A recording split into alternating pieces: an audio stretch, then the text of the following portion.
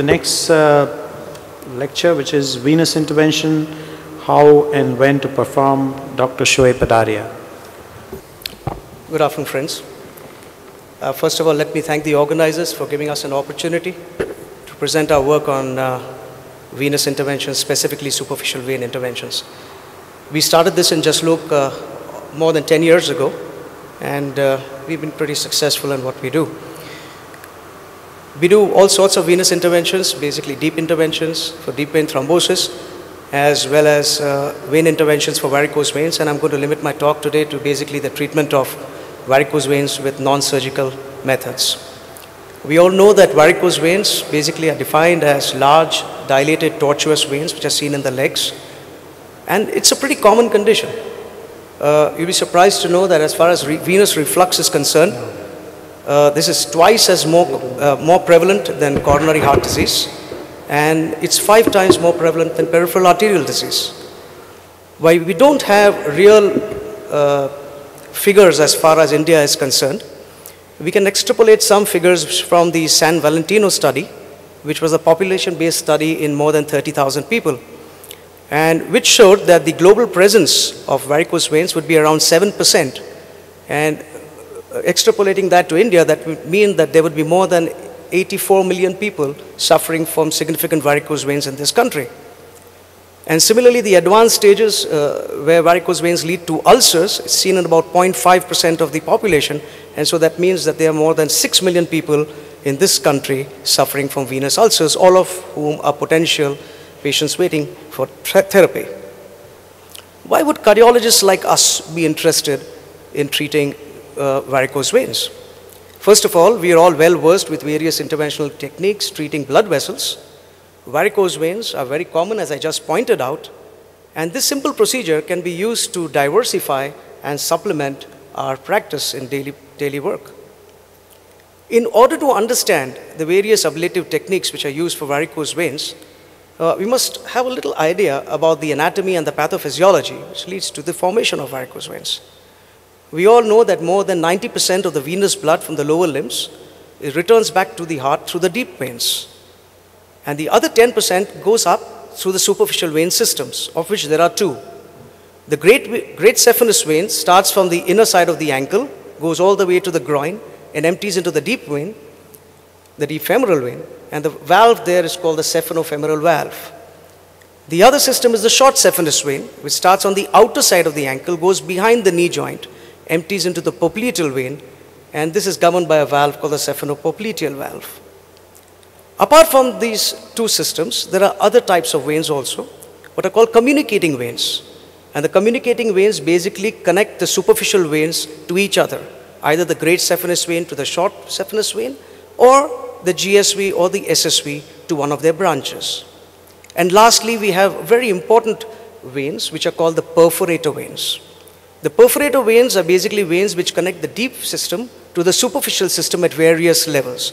And there are multiple types of these perforator veins. Important thing to note is that in all these veins, there are valves. And these valves are essential because they are unidirectional valves allowing the blood to flow from the ankle towards the heart. The second important component of the venous system in the leg is the calf muscle pump or the musculovenous pump. When this contracts, it basically serves to push the blood from the calf up towards the heart, and this unidirectional flow is maintained by the integrity of the venous valves. When the calf muscle pump relaxes, it helps to pull the blood into the deep system from the superficial veins via the perforator veins. Now, if these valves are damaged for any reason whatsoever, this will lead to a reflux, and this is the basic pathology by which varicose veins occur. So if you have a saphenous vein emptying into the deep vein and the venous valve starts refluxing, obviously the lower vein becomes dilated, tortuous, and gives rise to what we call varicose veins. If the varicosities are in the distribution of the great saphenous vein, then these varicosities will be seen on the medial side of the ankle, inner side of the leg, and the thigh. As far as the short saphenous vein is concerned, it will be seen in the popliteal fossa, in the calf, or the lateral aspect of the ankle. And if they are only in the area of the groin, then these are basically varicose veins with pelvic origins, usually begin during pregnancy. Patients usually have symptoms during the premenstrual period and after intercourse, and they may be associated with the pelvic congestion syndrome. Now, the varicose veins have a great spectrum, from very tiny spider veins, which are very commonly seen, very often seen in women, increase with age. And you'd be surprised to know that more than 80% of people with these veins are symptomatic, usually burning pain or aching pain in the legs. And they may be associated with deep venous pathology. The other end of the spectrum is when 2 to 4% of patients of varicose veins develop skin changes leading to ulcer formation. And varicose ulcers are a great problem indeed. How do you grade the severity of varicose veins in order to come to a decision as to when to treat them? For this, we have an objective classification called the CAP classification. The C stands for clinical, E for etiology, A for anatomy, and P for pathophysiology. C0 is no veins, C1 is the spider veins, C2 are the regular varicose veins, C3 is when there is ankle edema, C4 skin changes without ulceration, C5 skin changes with healed ulceration, and C6 with active ulceration. If the patient is symptomatic, then irrespective of whether it's C1 to C6, the patient has to be treated. But if it's an asymptomatic patient, then usually we say that C3 to C6 are the areas in which you have to treat these patients. The various symptoms which are seen in patients of varicose veins. It's important to note that these symptoms can be seen in any severity or grade of varicose veins. They are not specific to venous insufficiency, and it's very subjective. Some patients with large varicose veins may have no symptoms at all. Some with very tiny veins may have great amount of symptoms. So what are the current guidelines for treatment of varicose veins? In the past, the gold standard of treatment was surgical ligation and stripping, but nowadays it's all non-surgical.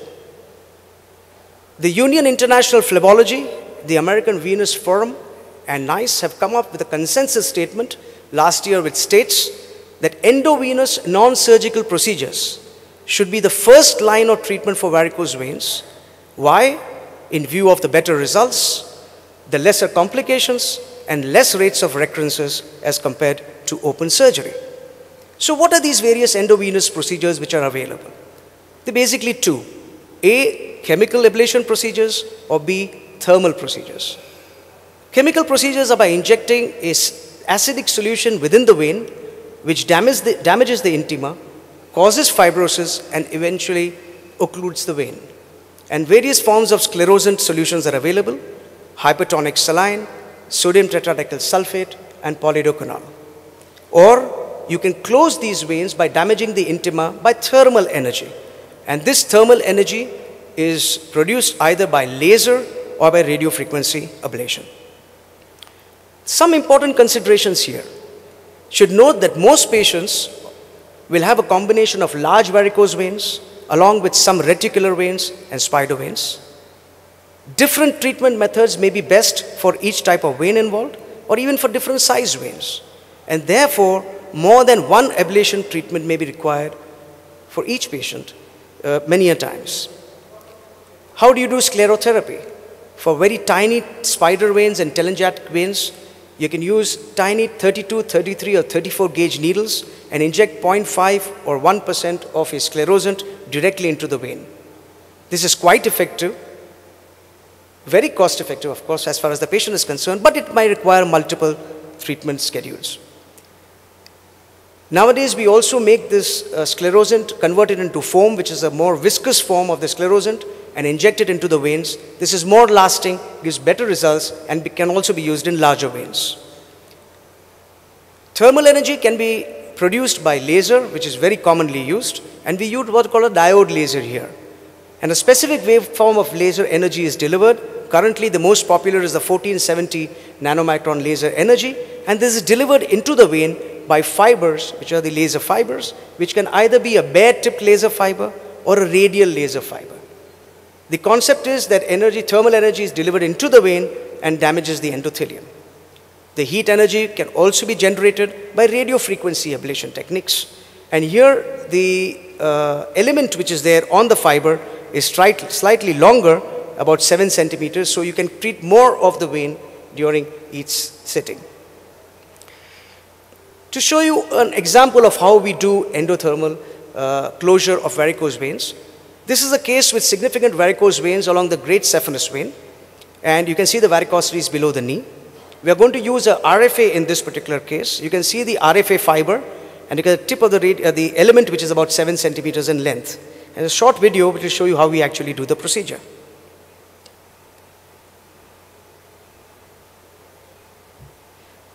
The important thing to note that this entire procedure is done under ultrasound guidance. So this is the great saphenous vein below the knee. We give a little bit of local anesthetic to the skin. Use a regular 18 gauge needle under ultrasound guidance to enter the vein. Use your regular 035 guide wire like you do for an angio. And over the wire, insert a 6 French 45 or 60 millimeter sheath. So have you placed the sheath in position now? This is all the way up the great saphenous vein up to the saphenofemoral valve. And by ultrasound, you monitor where your sheath is. You can see the tip of the sheath at the saphenofemoral junction. I'm pulling that sheath back, so it's about 2 centimeters away from the saphenofemoral junction. Now you will introduce the laser fiber, and you see the laser fiber tip coming up to the tip of that sheath.